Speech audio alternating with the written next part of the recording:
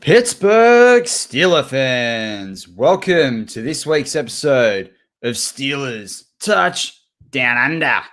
I'm Matt Peverell and I'm joined by my co-host as always, Marky Davison from Central Coast, New South Wales, Australia. How you doing, Marky D? Good. It sounds like you're, introducing me to a wrestling match or like a UFC contest. Let's get ready to rumble! In the red corner, 6'7", really lanky, Matty. I'm ready. Are you ready to talk Steelers football? I'm ready to talk Steelers football. I think we've got everyone. You know the problem though, Mark. We're going to get a bunch of WWE and WWF and wrestling questions, right. and I don't not the biggest. I don't have the wrestling history. I know a few guys, but anyway, we'll see how we go there. We get a few questions in there, but George Teston's first one into the chat this week, so that's awesome. We've already got a like on Facebook. Thank you very much. But look, Mark, we're going to put any of the sort of sideshow Steelers news of the week away. I think I think everyone that's listening in live or listening now on the audio side, on the podcast side, you know about the Dwayne Haskins stuff. You're aware of the Devon Bush stuff. We're not going to go into all that. But today we thought it'd be pretty cool as we roll into the offseason, because we only got a few weeks left or about a week or so until training camp. We've got I think it's not even a week, a few days to a training camp, a couple of weeks to a Hall of Fame game. We thought, why not look at the Steelers players? And when we say off contract, they're in the last year of their contract this year. And how do we think they're going to do? And I think in the Facebook chat, Angie Mays, or it says, how do you think Ben will do? Well, Ben's one of those people, even though he's got voidable years, he's still on that list. So basically what Mark and I have done is put together 5 players from that list. And we're going to go through those 5 there, and when there's the same player, we're just going to talk about it. We're not going to wait till the other one cycles through again. We're going to look to try and get through them, and then we want to leave a good amount of time for you guys for Q&A at the end of the show. We know that probably the past 6 months we've kind of been rushing to the finish line, but we know last week we got a few questions in, and that's great. Really looking forward to this sort of show to kick it off. But Mark, because I feel like we're going to get rolling, why don't we kick it off with our usual Aussie segment that we save for, the start of part 2, the sling and the slang. Just as Big Ben likes to sling the rock, we likes to sling the slang. Mikey D, what do you got for us? Are we slinging the slang in the first quarter? Mate, we're coming out. We're slinging the rock from the get-go. None of this Randy Fiechner poor running play to start with. We're throwing the football. We're going, vertical. Do you remember when Ben used to do that? Like the first play, to zing it to like Martavius Bryant or like Santonio Holmes and just like go like deep for 50 yards? That's it. But why not? Why not go vertical to start the game out? Like just completely shock. A lot of teams do that, don't they? They go, they try and test them to see if the cornerbacks, safeties, all those guys are ready. And that like the middle linebackers and the defensive guys aren't totally ready to rush. Okay. So, if we want sling and slang from our first snap of the ball, I'm going to go with. So I was thinking about this last night, because last night it was really cold in Australia. It was like 10 degrees. No idea what that is in Fahrenheit. Maybe like 40 or 30 or something like that. Pretty cold for us here. Now, Matty, what do you put on your? How do you keep yourself warm on your bed? Like what is it like? Is it like a bed? What do you call them? A doona. Yeah, exactly right. So my sling and slang this week is doona. Now, I wanted to know from the live chat and people listening on audio platform if you've ever heard the slang called doona, because it's so Australian. Like, I know that in America or in London and stuff like that, they call them duvets. Is that right? Yeah. It's just, but I looked it up in Australia, right? And I've always been taught as a kid, pass me the doona, and I'm like, nothing more Australian than doona. Oh, that's a good one. I love that one. I don't call it anything else. Like, I don't think so either. I actually, when I moved out of home, I think I messaged my mom and I was like, when I had to get a new one, I was like, what is a duvet? A doona? Yeah, but okay, are they the same or are they different? Because I tried to look that up as well. They're the same. So doona and duvet, which we would never say, right?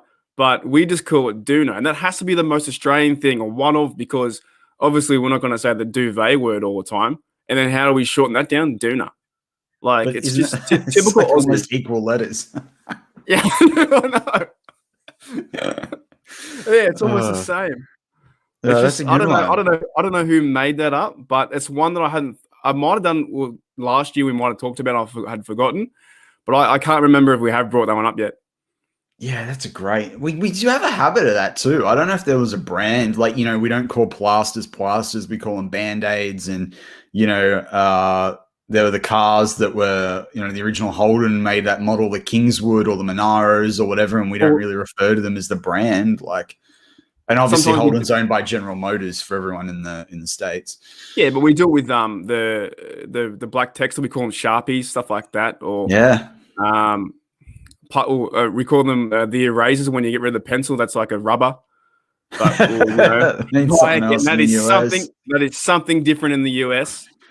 We don't call them erasers. Like, we call them, like, I don't know. It's just that one. I think there's a lot of Australian slang. It's until you talk about it, or until you start to really, really think about it, they start to come up. Yeah, 100%. 100%. Yeah, I like that one. What's yours this week? You got any this week? Yeah. Mine's rack off. Rack it off. Yeah, which obviously there's an F word that can go with that, or a P word that can go with that. But I just want to say to all the Steelers haters out there, all the critics of Big Ben, the mainstream media, NFL media, rack off. The Pittsburgh Steelers are going to kill it this season.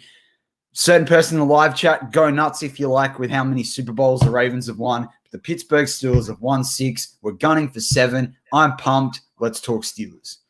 100%. Yeah, let's go. And they're all talking about Big Ben's weight right now. And I'm like, do people forget that these football players, they have to be big, or they have to have some sort of like muscle and tone on them?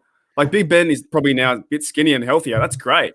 But even in the past, like, I don't care if he's a little bit overweight. He doesn't run too far. He doesn't need to run anymore. Just got to throw that ball, really.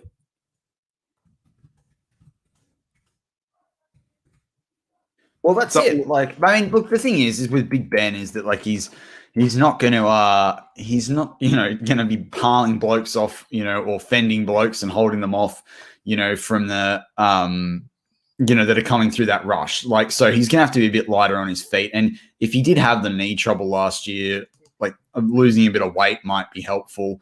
But, I just think it's like we talked about this last week. It's a complete sideshow, like it's just a waste of time, It's just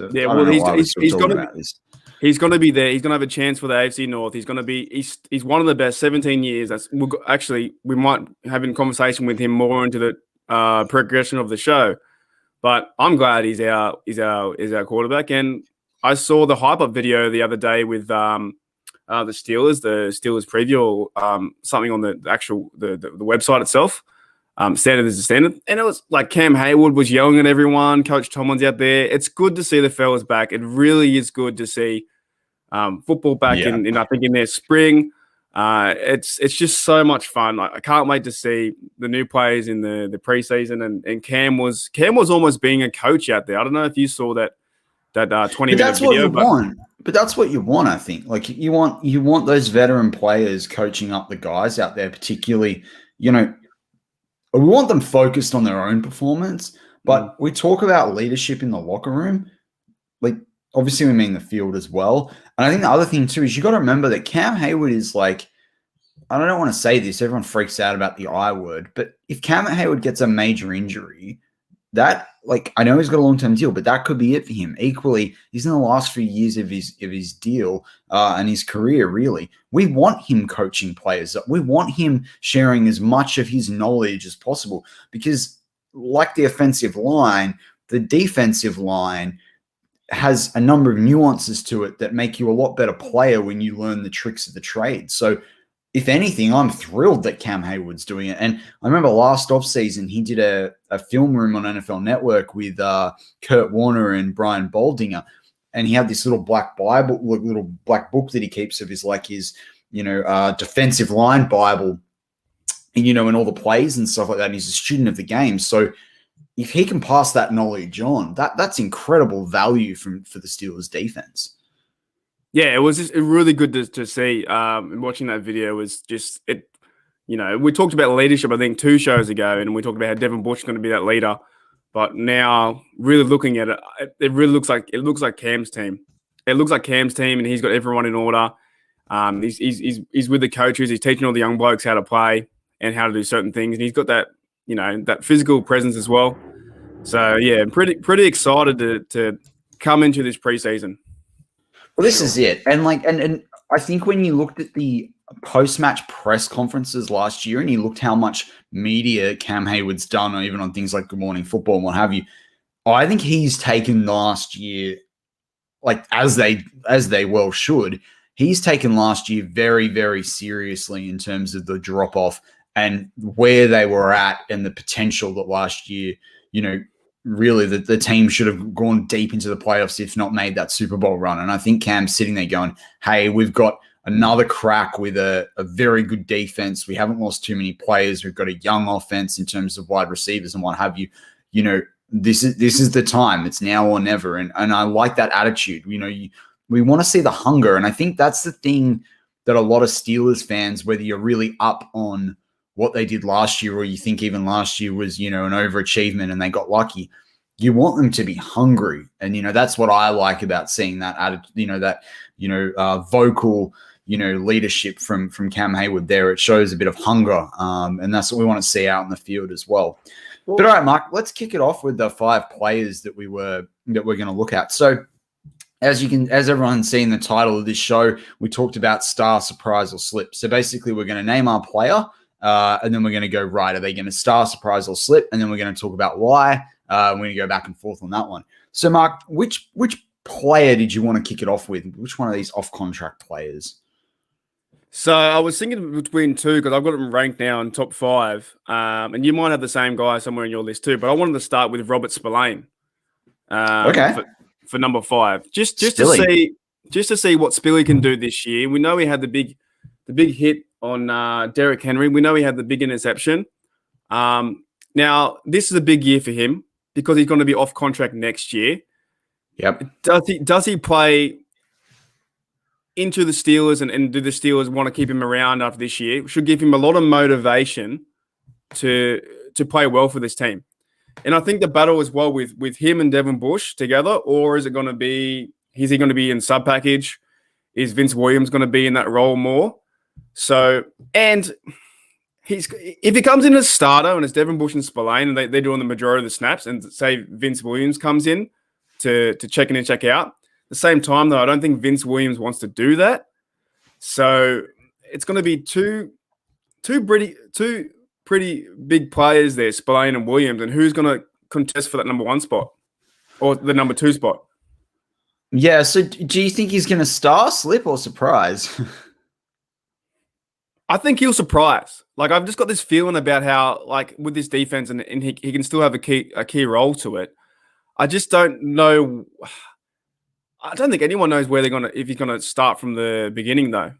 Is he going to start in that 3-4 or do the majority of the snaps, or is it going to be Vince Williams there? Vince Williams going to be into his last year. So does Robert or Spilly, does he start and then? Yeah, and then this is the how, thing. How does it work? Yeah, and this is going to be the big question about preseason.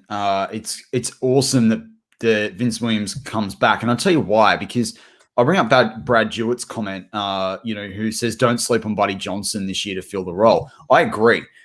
So for me, I think that this season is going to be a tale of 2 halves, to use that term, or almost 3 periods, if you like, where I think you can expect. It wouldn't be a surprise to see them come out with Bush and Williams out of the gate. Then you see Spillane take on more as the defense develops and as, they match up against different teams. And then I think Buddy Johnson, as he gets more experience through special teams and toward the end of the year, if there's an injury or what have you. The great thing is that in that inside linebacker unit, and look, I'd have to go pull up the stats on this, but I think every team is going to have players out for a certain number of games, if not players in that position that actually suffer, season-ending injuries. The fact that we've got that depth at inside linebacker, in particularly when we do play the 3-4 defense, I think, and the amount of sub-package we play too, is incredibly important. And we talked a little bit about that in terms of having someone that can play the Devon Bush role in terms of, whilst not to his level, obviously, but they can do that from that speed is really important. So I think it's going to be interesting to see. And I think, again, we talk about hunger. I think it's going to be a real competition in this locker room for that sort of sidekick role to Devon Bush. I mean, they talked a little about on the preview a couple of days ago around Matt Canada, structuring an offense that takes advantage of key matchups. The same thing should be on defense. And I think this is where it's going to be really key. And you look at a Spillane, right? Yeah, Vince Williams is going to be really important to stop the run. But if you're playing, Aaron Butler's team, from the live chat, the Baltimore Ravens there, you want someone that's going to be able to chase down the quarterback as well.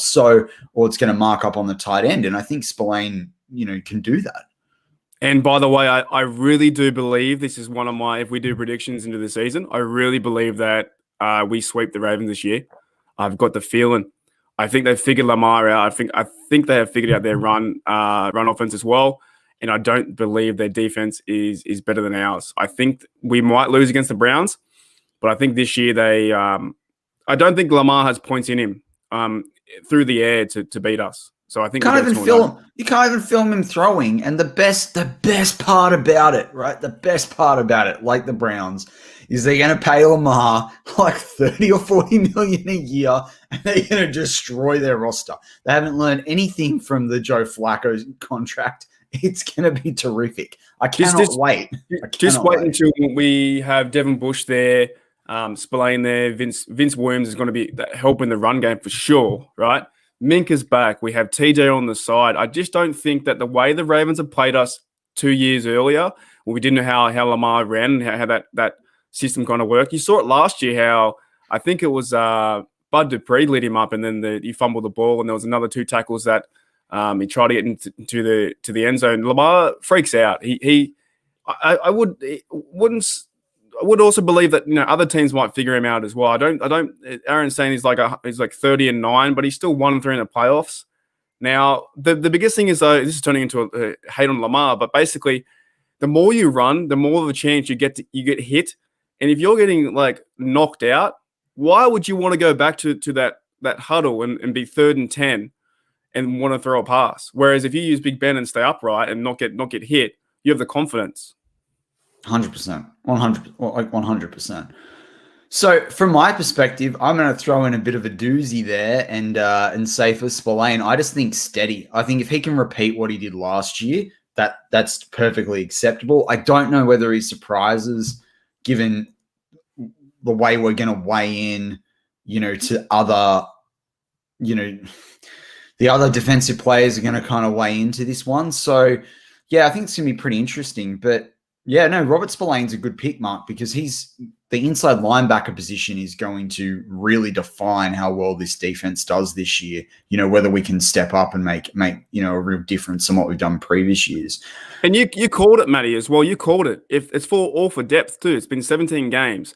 Devon Bush might not start all those games.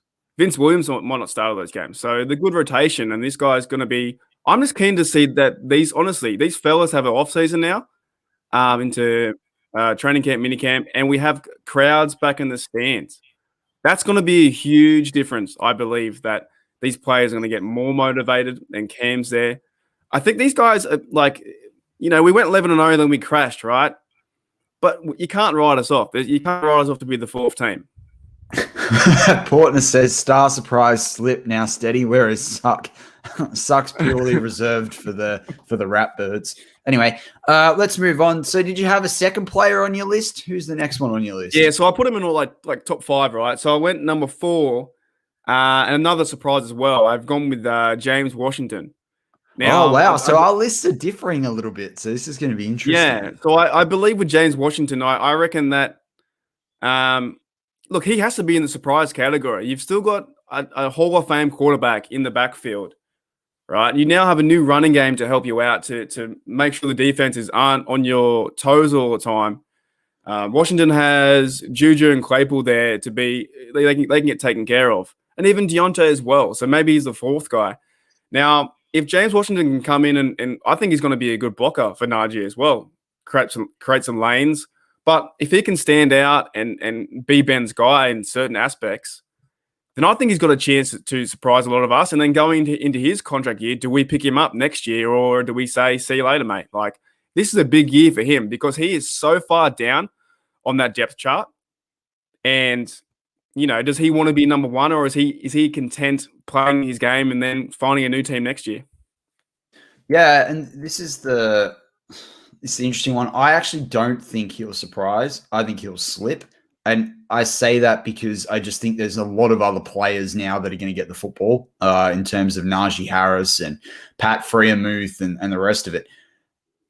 Yeah, I definitely think I agree with you in that he could surprise if something happens, but we don't want a major injury. We don't want necessarily James Washington to have to surprise. And I think the other reason why it doesn't surprise is he's capable of catching a deep ball.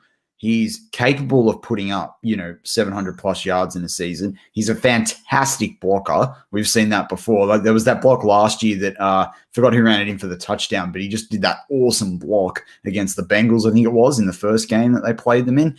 And, that's terrific from that perspective. So for me, that's where it's not a surprise. I think we know that James Washington's capable.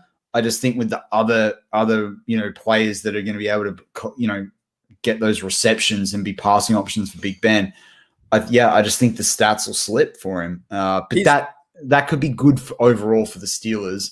And I think at the same time, the thing that will get him a contract elsewhere won't be what the performance he puts up this year. It'll be the fact he's got good character and he's part of a winning Steelers, football team.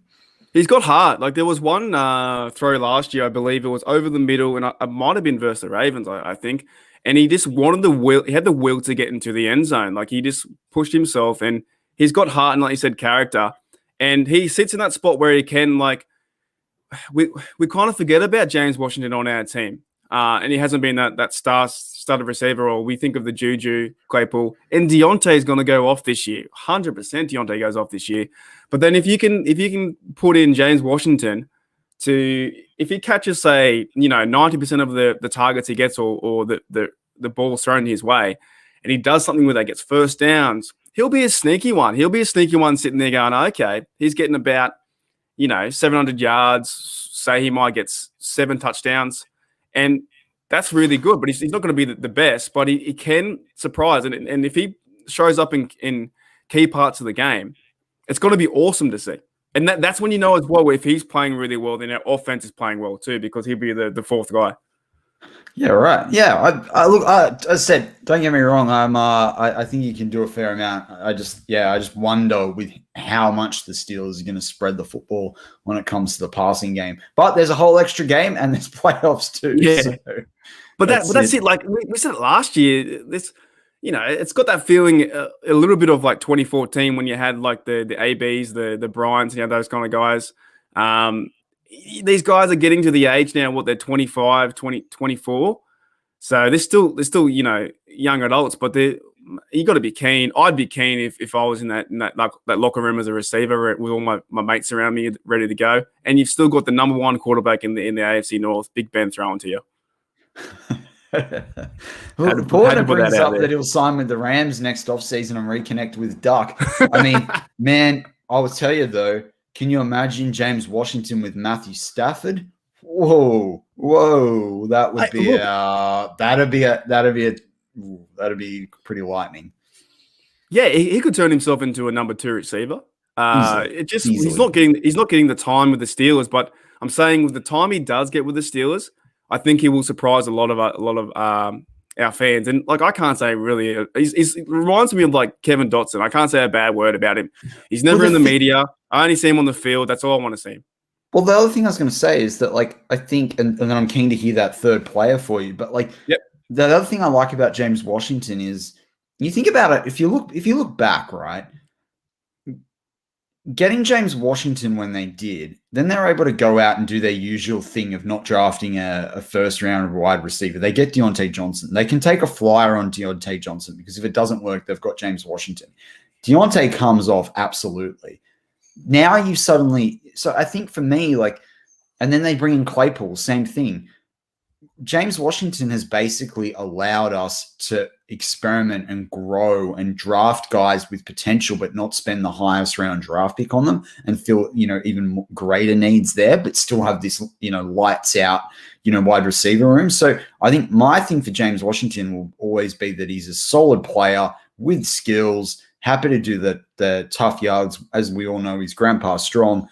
And as you said before, he's just a team player. And so for me, I'd love for him to sign a team-friendly deal, but he's got to look after his family. So, at the same time. So I'd love it if he did a couple of years somewhere else and came back and he was our third or fourth wide receiver again. That'd be great. But, because you can't keep everyone. That's the reality of it. So, yeah. But who's that third player that you've got on your list? So third, I had to go with the number one guy on defense, arguably. TJ Watt. I had to bring him up. Now we know that he hasn't been signed yet for next year, and there's also Minka there too. But honestly, I know you and I, Matty, we haven't really talked about TJ Watt that much. So is he going to star, surprise, or slip? What do you reckon? I don't think you can say anything else but star, right? He's going to star. Now, I was thinking this week, and I really, looking back at our shows, we've been almost doing this touchdown under for a year now. And I really don't think we have talked about TJ that much because we get to this point where even in the live chat, everyone just knows what a good player he is. But That's true. That's actually very true. Yeah. I think this year, though, I wouldn't be surprised if he gets, 17 sacks or 16. There's more games this year. But then, however, you've got to really... with TJ, you don't want to overplay him, I guess, but I could see him come out this year as well. Like he just got married or he's engaged to his fiance. So in his mental capacity, that's one thing he's not thinking about. He's just going to, okay, I'm getting married soon. I'm going to go play some football. I really want to get that next contract. Let's light up these offenses and see how we go. And we have talked about how he wants to be in the playoffs and how he needs to step up. But if he has a really good regular season, I can see him doing things that James Harrison did in 2008 and 2009. Yeah, and as far as I'm concerned, he's ahead of Harrison. Number one because he's a good bloke. But the thing for me is that you look at TJ Watt, right?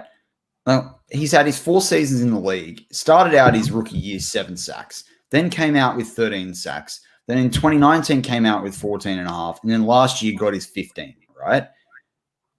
Massive improvement as you see year on year.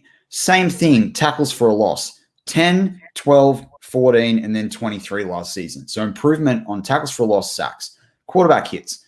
13 rookie year, 13 rookie year, 21 second year, 36 in his third year, 41 in his fourth year. There's consistent improvement. The other thing about him too is that he's, apart from 2018, he's averaged 7 or more pass defenses each year too. So he's really got this versatility. He's got 4 interceptions in his career as well. That's not too bad for an outside linebacker less than 5 years.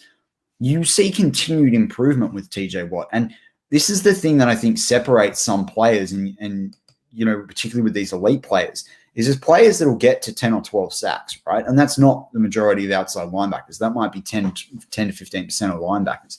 But there's the guys that then go, how do I get better? And that's the thing I love about TJ Watt is the production that he's had now, you might expect for an outside linebacker in years, 6 and 7, when they've got, we talked about it a little bit earlier about when they learn the tricks of the trade. So that's what I really love about TJ Watt is that he's committed to continually improving, and this is where it'd be easy to say, oh, he might have a down year or what have you. But I just think the impact that he makes, and you've brought him up, it's an interesting one because I left him off my list because, talking his contract gets interesting and people have different views on it. But, I just think he's so important for this Steelers defense. He's an absolute hit in terms of a pick.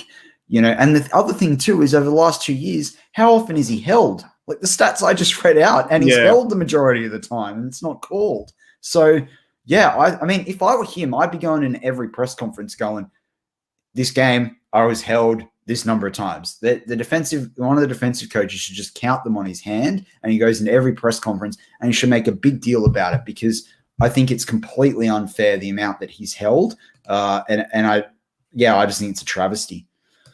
Well, this year might be the run that we really have a chance for Super Bowl, because look, all the COVID stuff last year, look, it put a stretch on everyone all around the world, and the football wasn't the same. The identity of the game wasn't the same. There were no fans in the stands. So now having this off season again, imagine TJ coming back into this locker room and saying, "This is my team," and that's what he's going to do. And I think with the pieces around, and like you said with Cam Hayward saying we have Minka, we have Devon Bush. We still have I think we have a top 3 defense, just because of some of those players, and then the rookies or the guys like Highsmith will come into it, right? Yeah. But TJ off the edge, I don't care if he gets held, right? He's still he's going to be up there. Like I don't see how he can't get 1 sack a game. Well, it's like there was in the BTSC Slack channel, there was a clip that went up of like a 4-man rush that we had, last year. The thing about TJ as well is that Highsmith does have pass rush moves. People know that Quincy Roche does too, but I've not even brought up in those three players. I've not brought up Cam Hayward, Stephon Tuitt, Alualu's got something. Bush can rush. Like, this is the thing that I want to see from Bush this year. I want to see a couple of sacks from Bush, because I know he can rush the quarterback, and I think that that's what's going to be really good in terms of having a Spillane that can drop back there. So, like, it doesn't matter if TJ Watt gets held. He's gonna produce, and he's got the plays to do it. So I can't wait to see TJ do his thing. I love that we could even rest him this year a game or two. I still think he's going to break 15 sacks. The one thing that I would like to see, and I think it's hard when you're being held because he's just got to try and get to the quarterback, whereas in 2019 he wasn't held as much, is the forced fumbles. I'd love to see a few more forced fumbles, because that will result in some turnovers. But yeah, he's just lights out. But look, I think that wraps up part 1 of this week's Steelers Touch Down Under. Stay tuned for part 2. We're going to continue with some of these players. We've got some more players on our list to talk through. And, of course, we're going to do Q&A as we always do. If you're on the audio side, please flick over to part 2. If you're listening live right now, and we're loving everyone tuning in right now, some really great numbers and some great, chat going on across Facebook and YouTube, just hold tight for about 5-10 seconds, and we'll be right back with you.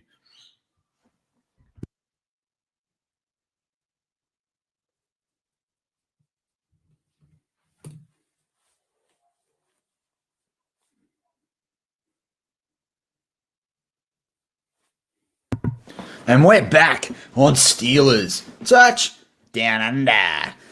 I'm Matt Peverell, as always, joined by Marky D. Mark, that was some pretty quick run through we did there on some of those players. But did you have anything to finish up with TJ Watt? I'm just saying with TJ Watt, I know he's going to start, and I just think probably the best thing with TJ Watt, and I think with his defense as well, if we can eliminate those long third down conversions and really keep the ball in front of us, I think we have a good chance in every game. Because how many times in the last few years, if it's been a culture thing, that it's 3rd and 13 or 3rd and 14, and they get away with it. They just don't play the same, and they convert the first down, and they're getting stretched, and they. One of Tomlin's ideas is always, bend but don't break. But I would really just like to see them be, the steel curtain and just not get past them. TJ has that opportunity to really harass the quarterback, and he has such a powerful human being on the edge as well to get into the. I've looked at highlights the other day. His form tackling is just amazing. He comes off that line so fast, and before the running back even has the ball in their hands, he's around their feet. So another year on TJ's resume, and like I said, I compared him to how James Harrison played with such tenacity. I just see really great things. I think this is the year that I need to appreciate. I think TJ, because a lot of times these players slip past me, and like David DeCastro's now gone. I just go, oh, holy, like now he's gone. So this year, I think like my mix is TJ and then Devon and then Minka. Those three play together really well. We have an excellent chance to be top 3. 100%, 100%. So who's the fourth player you've got on your list? We've had no overlap. No. I thought we were going to overlap completely. So I've got I went again, and because his contract's coming up, I went Joe Hayden. Now, okay, now we've got some overlap. Okay, now we've got some overlap. I wanted to discuss with you what Joe Hayden will mean to the Steelers, and is there a chance that this is Joe Hayden's last year, riding off into the sunset if we win it, or even if we lose in the playoffs? He's heading into his 12th year now. So I'm going to ask you a question first. Is he going to star, slip, or surprise for you? I'm going to say star, but I don't really know. Because I'm trying to think out, well, I don't want to say slip, because then if Joe Hayden slips, then we have a real big problem locking down some of the receivers. And like I said, if that third down continues, then it's going to be very hard to get off the field. Yes, you can chase the quarterback two times, but then you need that lockdown corner like Joe does. Now, I do think that the crowd plays into his hands again behind Joe, behind the Steelers. I could see him star, but not by much. But to the fact that if he's going to start, it's because of his last year. That, it's like the Jerome Bettis thing, like, ride the bus all the way to Super Bowl. I think that if I was Joe, don't know your future with the team, like, will the Steelers sign him again next year or for 2 years? But then if we win the Super Bowl, do you just call it a day? Yeah. So I think this is interesting. This is where I think he's going to surprise rather than star. I think overall he might drop off a little bit, and that's fair given Father Time. But I think he will improve on his 2 interceptions from last year. I think people are going to have to target him more because given the way, Devon Bush will be in the mix as well. So, and I think with Mike Hilton out, he might play a bit of a different role in certain aspects too. Because I think Cam Sutton, he'll get targeted at the start of the season, and I think people are going to find out with a couple of quick interceptions from Cam Sutton, because I do really think outside he'll do a lot. I think with Hayden, you're going to be forced to have to put it in the mix, and I think Hayden's going to come out as that wily veteran and make some really smart decisions there. So, yeah, I think, as I said, I think he'll slip potentially overall on what he does or their plays that he gives up, but I think he'll surprise with the amount of interceptions he gets, and I think he beats the 2 from last year and he gets closer to the 5 from 2019. But do the Pittsburgh Steelers sign him next year? That's the question. He's going to have to go team friendly. Like, he can't expect to continue to get paid what he's getting paid. And equally, he's going to have to want to, I love what Jeff's talked about. Does he move into a more of a safety hybrid, cornerback role? What's he doing there? Me, Mark, we talked about it last week as well. I'm much more on the developmental train, like continue to develop and grow players for the long term. So I don't want money in Joe Hayden holding us up from re-signing or keeping other players that are, under sort of 28 sort of thing that are producing. But if he's producing up to those 5 interceptions and he can sign a deal at, let's say, 60% of what he's got now, or not less guaranteed money, it's more, just, the general salary, so it's not a hit to the Steelers if we've got to cut him or what have you. Yeah, I'd love to keep him. Absolutely love to keep him. And, I'd hope that he wants to play out, the rest of his career for the Steelers. If this isn't his last year, I don't think he's got too many left. And Teston brings up Woodson moving to safety. Exactly. So this is the thing with Hayden. It's going to come down to, can he be team friendly? And if he can, let's keep him. But equally, if as I said there, if he's going to get 4 or 5 sacks, there's going to be plenty of desperate teams out there at the end of this season for next offseason that get a lot more money in the salary cap as that goes back up. And, if someone wants to pay him double what the Steelers are offering, well, you can't hold that against him at the same time. But he has made a lot of money in his career at the same time. Yeah, another team might put a 2 or 3 year deal on him and put all that money into him, but the Steelers won't. Now, do you think that Joe Hayden will be – I tried to think about this last night, and I couldn't really rack my brain around it. Will Joe Hayden – is he in contention for the Hall of Fame? We actually talked about this a little while ago. Yeah. When we did our Hall of Fame sort of run on those different players. And I said at the time that I thought he'd just miss out. he needed a playoff, needed a significant playoff run or a Super Bowl win. I do stick by that.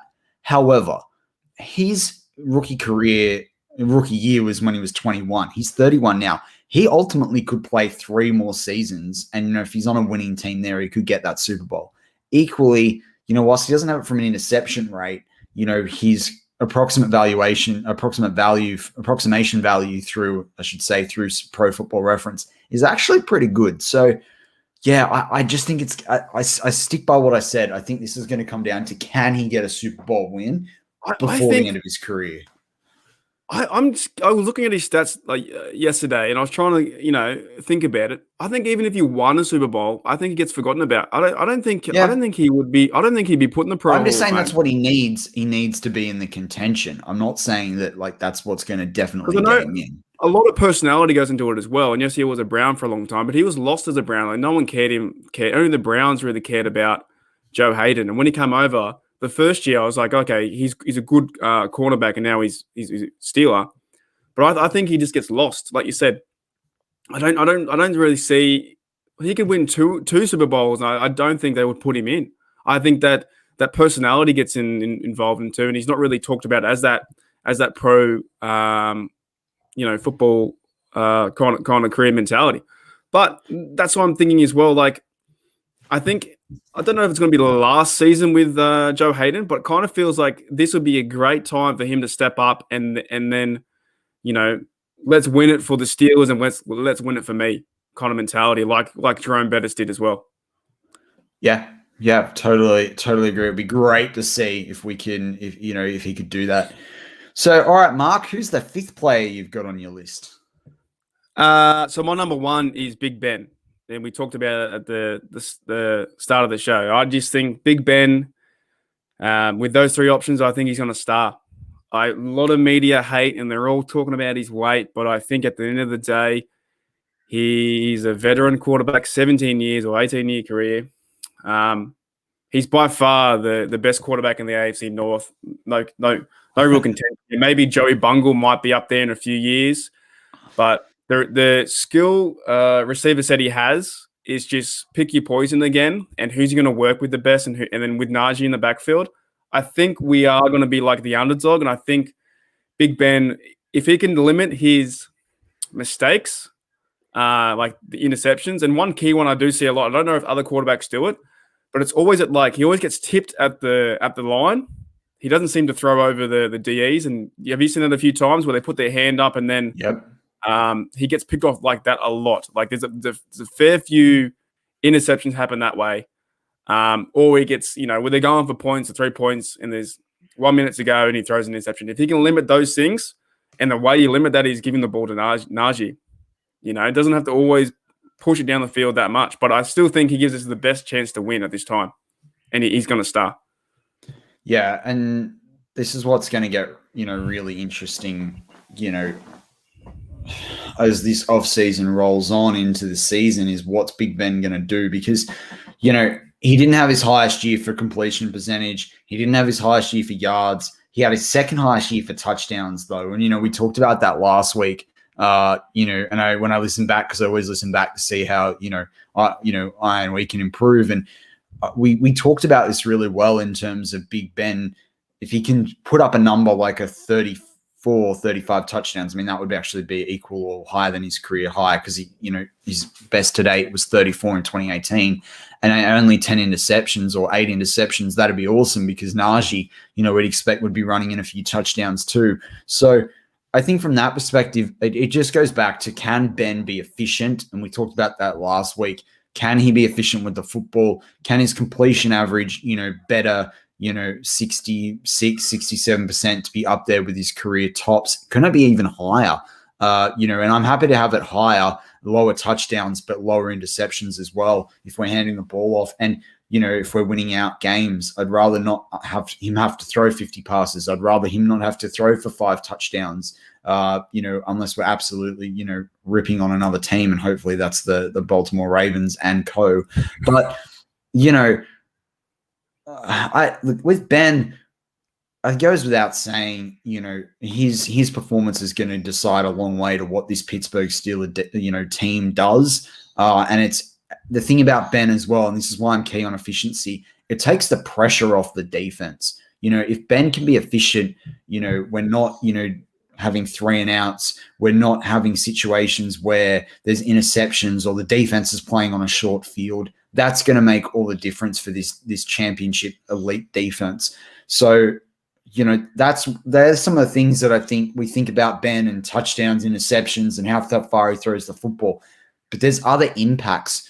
And I'll give you a good example of that. And a lot of Steelers fans, I know, hate him. But you think of someone like a Phillip Rivers, right? The great thing about Phillip Rivers was that he was able to make plays fine. The bad thing about Phillip Rivers was that he often threw interceptions that put his defense in a difficult position. And ultimately, it cost him on some very good teams winning a Super Bowl. And he retires without a Super Bowl. If Ben wants a third one, he needs to be efficient. Yeah, I agree. I reckon even with Big Ben, he got 35 touchdowns last season, right? I can even see him getting 40 this year. And I'll give you one example 40. why. You're gonna 40. You're gonna say he's gonna have a 20% improvement on his career high. I love it. Go for it. Tell me why. Hear me out. Okay, hear me out. So if he's already getting 35 with all his receivers, right? You've now got Najee. Yep. I think he's going to get some cheap touchdowns. Now, why I mean cheap is, the ones that Patrick Mahomes does a shovel pass and the guy runs 50 yards to score, or that runs 12 yards to score a touchdown. They're going to use Najee that way. They're going to use JuJu that way, or Claypool that way, where they're going to, if you throw the ball 1 foot in front of your person, then it counts as a touchdown. So I believe in the Matt Canada offense, that will happen. So he's already going to get 30 plus to the receivers. JuJu might get 9, Claypool 8, Deontay 7, or Washington 5, something like that. But if you're getting the cheap ones to Najee, it's going to pad those stats. Now, I'm not saying he's going to do it with 50-yard bombs, but I think the way the offense works around is having Najee as a pass catcher. I can see him getting 5 receptions for touchdowns this year, so it's going to boost that number up. Yeah. So I'd say 40. I just don't know whether it'll be. I just don't know it'll be 40. 40 is a pretty decent improvement, man. You gotta hope, Matty. You gotta hope it. You just gotta just see what happens. And look, but all our receivers have a chance to get 7 or 8 each. So and going the tight ends. And what does Firemouth do? Does he get 3 or 4? I don't know. I just would like to see that.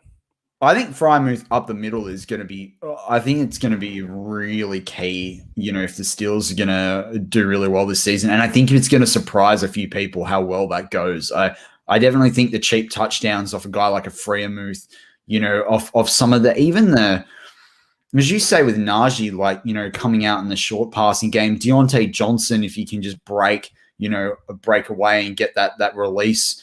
And create that distance between whoever's marking up on him. I think that's going to be really interesting to see. So, look, I'm really keen for us to take some Q&A. I've got a couple of players here that we didn't get to talk about, so we might have to continue a couple of these next week because I want to get your opinion on a couple of them. But let's hold yours to next week. That'd be good. Because we only had overlap with one player. I thought we'd have overlap with 2 or 3, so that could be really interesting. We'll have to make this a 2-part series. But you can change out the other bloke, whoever that was, put someone else in, and we'll talk about them. Well, it was Hayden, so okay. That's all right. But that's all right. We'll I've got something else in mind for next week's too. So, look.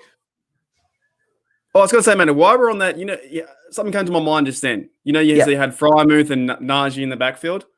Now, if Firemouth is a good tight end for the red zone, what a great opportunity to really trick that defense. Hey, if you've got Big Ben back there and you've got Najee as well as the running back, is it going to be that drop-off pass to Najee or draw?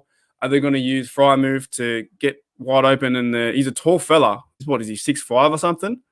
Or they're going to. He's. I think he'll be open for the ball in that aspect. And then, or is it like JuJu or Claypool? I think they got a lot of options in that red zone. However, you can't make Firemouth your favorite, and there's 3 or 4 players. How many times have we seen Ben throw that ball into triple coverage? And you're like, whoa, like there's so many games. I'm a big fan of Big Ben, right? But I do understand where he lacks in certain aspects too. He'll throw that ball and AB's going to go up and get it, and AB wasn't even ready for it. Like, he was just looking around going, where's that ball? So I'm keen to see how Najee comes into the mix, as well as that goal line offense will be so exciting to watch. The thing about, though, that I'd be interested to see how Najee does in the short passing game in the red zone. I'm not sure whether that's something that is going to fully work for the Steelers with this O-line, but, we'll have to see. But I think Steeler 412 has the first question. And that question is, after Ben, what are your expectations for the QB room, or is the safe bet drafting one? My perspective quickly is that I expect them to want to go with Mason Rudolph next year, while they bring someone on and they'll draft someone in the second or the third round. Look, that could be a lot of value. It might not be a lot of value. But, in terms of whether we're going to be in the mix for someone worthy of a first-round draft pick, I don't know. We want success this year, therefore we won't. But, yeah, I think you can expect that they're probably going to go with Mason Rudolph in 2022 if Big Ben's not back. But what do you reckon, Mark? I think it's too early to even know, because if you were to go with Mason Rudolph, right, but maybe say this season progresses, right, and you look at the Aaron Rodgers situation where he doesn't even know if he wants to be a Green Bay Packer. I'm not saying he's going to come to the Steelers, but I'm saying these quarterbacks in other teams might get filthy at their team and they might not want to be there. So maybe we spend some money to bring in a veteran quarterback. And the reason we do that is because we want to win now. We don't want to win in 3 or 4 years. We want to win now. And we know we have the defense to do that. So we have the Minkas, the TJs. We talked about those guys. So you were to bring in, a veteran quarterback. I'm not saying like a guy like Cam Newton, not like that, but, someone who's on that tracker, bring him in for a bit of spice, sign a quarterback in the draft. The same thing, though, is will Ben be there? We don't know. I really thought that he was going to retire like 2 years ago, like when he got injured. I thought that was it. I thought he was just going to get injured and then hang up the bootlaces, Yeah. Yep. Yeah. So George Test. We're still winning. Like, we're still winning overall. Sorry. George Teston says, hey, mates, do you think Najee is going to be better than Bell in his prime? What do you reckon, Mark? Was it 2014? I was watching it the other day. 2014 or 2013, his season. That offense was so good to watch. AB and Le'Veon Bell.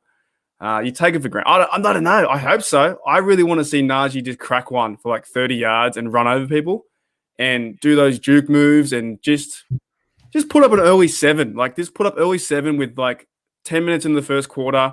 Our defense comes out. We get the ball back, go back down, put up 3 points. We're up 10-0. That changes the whole idea of the game. The whole idea. If you can have someone running the ball like that.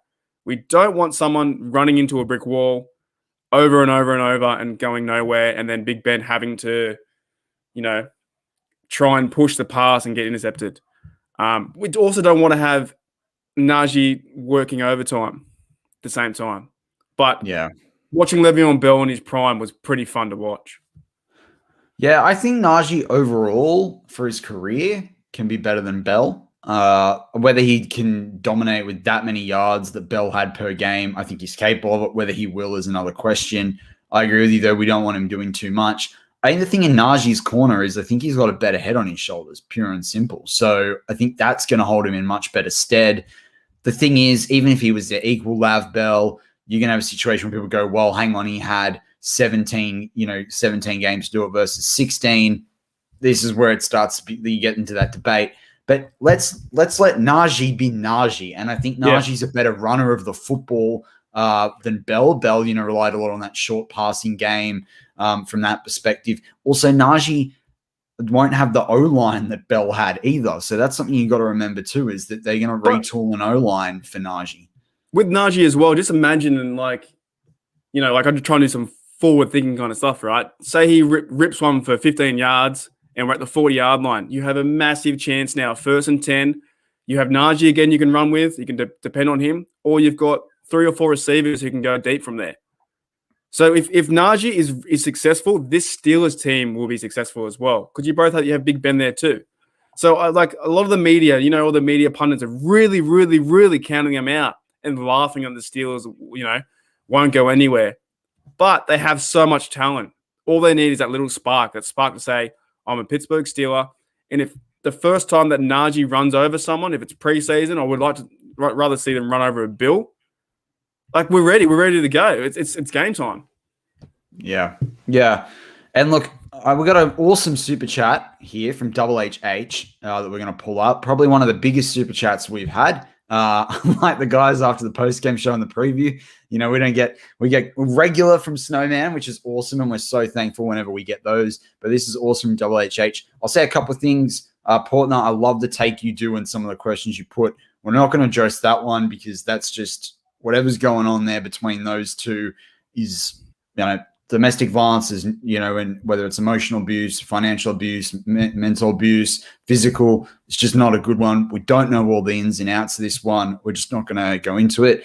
And then I think there's been some chat about Aaron Rodgers. He's going to be too expensive. Another team will want to pay him. I don't believe in paying. Like, I know he had an MVP year, but we need to get younger at positions and invest in the superstars that we've got on the roster right now as they go into their second and third contracts, not spend 25 plus million on Aaron Rodgers. That's just my view.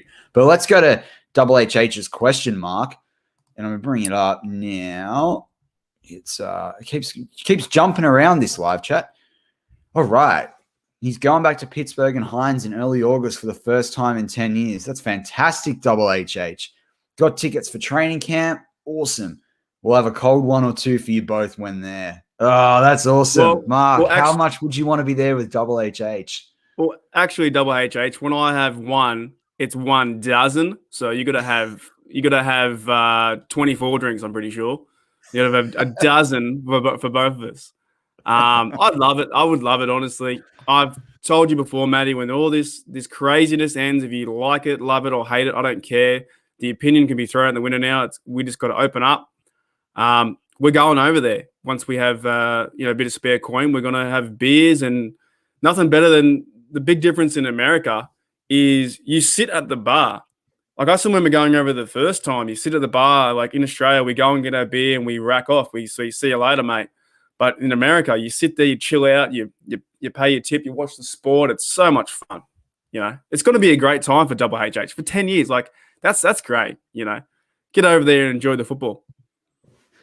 Chris, it's just awesome. Double HH, we're very envious. Chris Pugh says, who gets the most targets this year between JuJu, Claypool, and Johnson? Johnson. Yeah, I agree with you. I think Johnson. I think he's looks good. Like, I think he's ready. I think that's the way they're going to play him. I think the thing about, I think it's going to be interesting to watch, right? You can have Johnson as is he going to get the most targets, right, throughout the year? Is Claypool going to get the most targets in the red zone? And is JuJu going to get the most targets on third down? Because when I look at them, all the different players, they're the sort of roles that we expect and we want them to have based on their strengths. So I think it's something that I'm going to sort of stay, really in tune for. And I wonder where we'll be sitting midway through the season. But I reckon the matchup, though, Matty, the matchup with Johnson versus other cornerbacks is the ideal scenario. So you have to cover JuJu and Claypool, right? Your two best guys. Then who's going to match up against Johnson? 100%. Your third best guy. Then he's going to be, is he in slot? Is he on the outside? Is he more of a gimmick player? I think Ben might use him as a safety blanket, and he's the guy to go to. All right, Mark.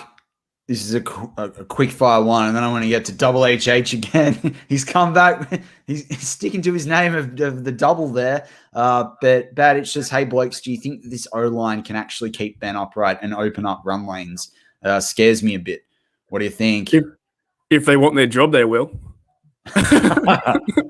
Look, let's be honest. If they want to be a Pittsburgh Steeler, and they want to improve and play for the team, they got to keep him upright. Why not? That's the easy. Do you think they're going to do it? The question is, do you think they're going to do it? 100%. I wouldn't say no. Me. I cheer for them. I'm a massive homer. I cheer for them when they're not in the playoffs. I hope they're there. I play them on Madden instead. Look, I'm coming into the preseason now. I'm really keen to see what they can do, and they can just shut the noise up and just play. I reckon they're gonna surprise, and I think it'll be in a good way. Whether they match what we've had over the last decade, that's gonna be that's a hard ask, but I do think they're gonna do better than what people expect. Hey, Matty, before we get into that, check out this one here. We got Ahmed. His story here. He says I came to the country as a refugee in first grade. The Steelers fans adopted me on Jersey Fridays. How cool is that? That's awesome. The text is so big I can't even see Matty's face anymore. That's cool. Look, he's come to the country to land of the free and have a go, and then now he's fallen to the Pittsburgh Steelers. That's cool. That's awesome. I love that. All right, let's go to Double HH. He's like, I didn't know you guys were the red step-headed children of BTSC. Get you both cold ones. I love it. Double HH. Thank you very much. No, I think we've always had a bit of love. I think that it's what we bring to the BTSC network is unique, given that we are Aussies. I don't think any other fan base has got this. But equally, Mark and I mean, I hate talking for other people when you're with the other person, or even when you're not. But all I can say is definitely from my view, from us, we've just loved being able to grow, with this fan base and with the BTSC listeners. We are coming up to a year in 2 months' time. But it's been over 6 months since we started on the YouTube side of things. We've always had a lot of support, from our fellow hosts of shows and writers of BTSC. And you guys have always been so welcoming. I think we've really come on and developed in a lot of ways as well. And we're really excited that we've been able to do a whole off season and we can go into a season with you guys, and that we're going to be able to do YouTube shows in season as well. That's going to be really cool. We were on the podcast side for most of last season only. So, and we're excited for the audio guys too. We're really keen to continue to bring you that great content. And I also love coming to you guys on a Wednesday with War Room on the audio side.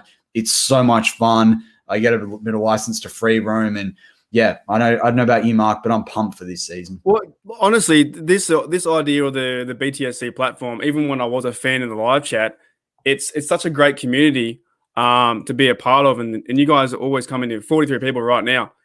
But the best thing about this opportunity for you, myself and you, Matty, and I don't know if you feel the same, but a lot of my friends in Australia don't care. We do not care. They don't care about football. So this is an avenue for myself to let everything out, let all my Steeler passion out. Exactly. We're going to win everything. We're going to smash Lamar twice. We're going to let everything out and be a Steeler. Mark, when you're with this energy, I want to hear, what are we going to do against the Bungles? Oh, you don't even want to know, mate. They might as well not even show up, mate. There's no point. Look, the Bungles are a guaranteed. If you want to have 2 wins a season, we're lucky. We're lucky we have them. We're going to lose to them. We're going to lose to them once this season. I'm telling you. I think so as well. I think 1-1. I think 1-1 with the Browns, but I think it's 2-0 versus the Ravens. But yeah, this gives us a great opportunity to talk football and get everything off our chest and be a part of Barry Burrow and be a part of the live chat. That's why we love doing this. And going into the offseason now with a real offseason, getting out of this pandemic, whatever it is, the fans in the stands. I don't care that I can't get there, but I still want to hear 60,000 fans as TJ buries Lamar. But 100%, like they played Renegade last year. Can you imagine if you're a Chase Claypool, right? And you drafted by the Pittsburgh Steelers, or you're an Alex Highsmith. You're drafted by the Pittsburgh Steelers. You're like, heck yes. And let's assume that it's like pre-COVID. You're like, heck yes, because he had a really good call with them in the draft process. You're like, Renegade, I'm going to make a play on 3rd down. It's going to be awesome. And then there's not 60,000 people waving their terrible towels. Like, no one is there. I'm sure, and the players said it still pumped them up, and I'm sure it does. But can you imagine? I reckon it's different, Matty. But it is. But can you imagine, though, the rookies this year with the second-year players next year, the second-year players this year too, you're going to have 10 to 15 blokes that are just going to go nuts when Renegade's done the first time. They're going to get the goosebumps like I have right now. They're going to go out and make a play. They're going to sack Lamar. I don't care who it is that they're going to destroy. But it's going to be so good. Yeah, but that's it. So, like with the Steelers, and you're Alex Highsmith, and there's no fans, and you run around, and then Cam looks at you and goes, "What are you cheering for? There's no fans around." Like this is so good to have football back, and with the fans involved. Like it's always good to receive love when you've done something right. So when our Steelers are playing well, it's just going to be even better. Yeah, like I just what's the thing you're looking forward to most this season, Mark? I'm gonna close out the show with that question. Well, this could be an hour-long question. That's a great question. Holy dooly. Holy demon. What am I looking forward to most for the Pittsburgh Steelers? You know what? It's going to sound a bit far-fetched, but I just think that back to that community base again, with that fans in the stands, I think football and sport and why we all love sport and why I love sport is that when I go and wear this Steeler jumper down the road, someone goes, "Hey, do you follow the Steelers?" And I go, "Yeah, mate, I'm pretty big in America." Nah, I'm only joking. Nah, I'm only joking. But like you talk football and you get to know in Australia too. We have certain questions that we ask fans if they're Raiders or Patriots fans, and we understand if they really watch football Mark, or they don't. Mark, tell the listeners. Sorry to interrupt you there. I got to do it. Tell the listeners what we've got a sports store.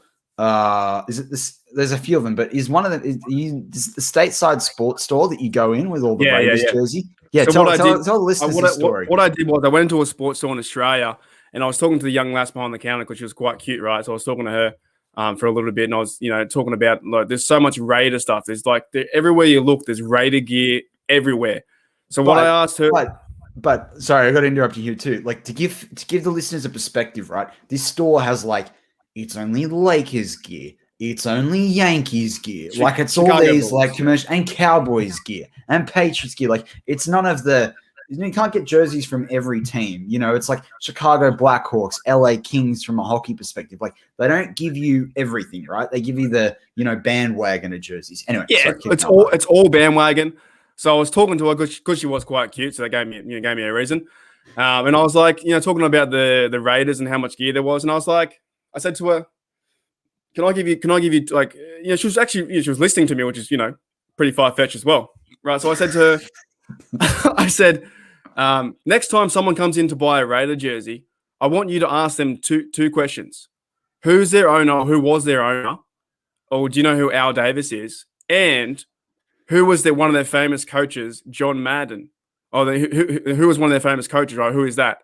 And if they can't get two of those things right, then you don't sell it to them.